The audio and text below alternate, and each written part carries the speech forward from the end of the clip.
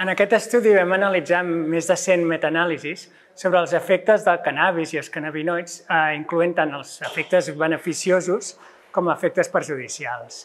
Llavors vam trobar que hi havia una alta evidència de que aquestes substàncies poden tenir efectes beneficiosos, com reduir les convulsions o el dolor en determinades condicions mèdiques. Però també vam trobar que hi havia una evidència convincent de que poden tenir efectes perjudicials importants, especialment en determinats grups, com per exemple augmentar el risc de psicosi, especialment en adolescents, joves o persones predisposades a patir problemes mentals.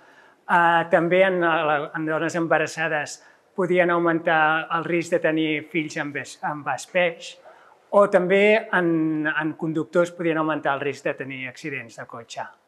Aquest estudi és important perquè ens indica clarament que hem de fer una prevenció, sobretot de l'ús de cànnabis i derivats en persones de risc. I les persones de risc són els joves de menys de 25 anys, les dones embarassades i les persones que condueixen, especialment els professionals que condueixen.